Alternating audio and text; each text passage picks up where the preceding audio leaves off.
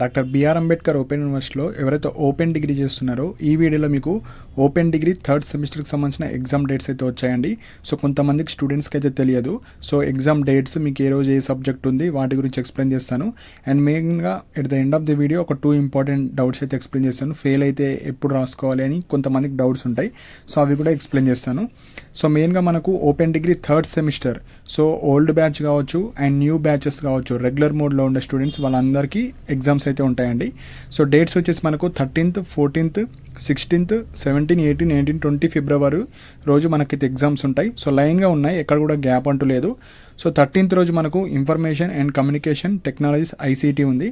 So 1.5 hour exam ఉంటుంది. 2 to 3:30 PM మనకి exam. 14th రోజు personality development and soft skills 1.5 hour 2 to 3:30 PM ఇది కూడా. సో 16th రోజు మనకు ఇంగ్లీష్ ఉంటుంది కామన్ అందరికీ, 2 hours exam 2 to 4 PM. Next మనకు 17th రోజు మోడర్న్ ఇండియన్ లాంగ్వేజ్, సో మీకు తెలుగు అయితే తెలుగు, హిందీ అయితే హిందీ, దానికి సంబంధించింది 2 hours 2 to 4 PM. So 18th, 19th, 20 వచ్చేసి మనకు ఆప్షనల్ సబ్జెక్ట్స్, అంటే main subjects optional 1, 2, 3. So optional subject కాబట్టి ఇక్కడ 3 hours ఉంటుంది ఒక ఎగ్జామ్ వచ్చేసి 2 to 5 PM అండి. సో కొంతమందికి తెలియదు, సో చాలామందికి ఎగ్జామ్ డేట్స్ వచ్చాయని తెలుసు. సో థర్డ్ సెమిస్టర్ వాళ్ళు regular students and previous batches backlogs ఉన్న వాళ్ళు కావచ్చు, వాళ్ళైతే మీరు రాసుకోవచ్చు. సో మెయిన్గా కొంతమందికి ఎవరైతే థర్డ్ సెమిస్టర్లో ఉన్న వాళ్ళు ఉన్నారో వాళ్ళకి కొంతమందికి ఫస్ట్ సెమిస్టర్లో బ్యాక్లాగ్స్ ఉంటాయి కొంతమందికి.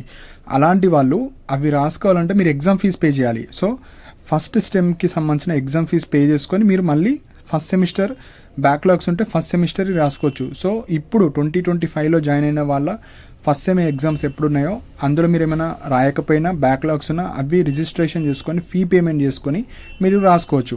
సో థర్డ్ సెమిస్టర్తో పాటు ఫస్ట్ సెమిస్టర్ కూడా రాసుకోవచ్చు.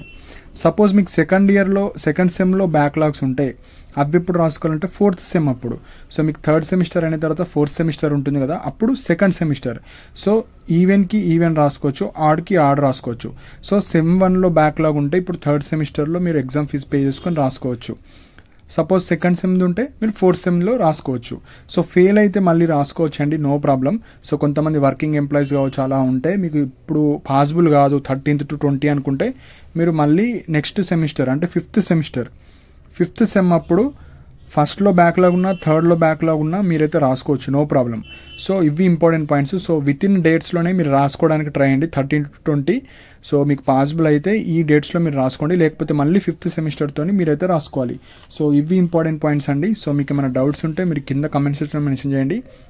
అండ్ ఇలాంటి అప్డేట్స్ కోసం మన ఛానల్ని సబ్స్క్రైబ్ చేసుకోండి. And thank you for watching my video.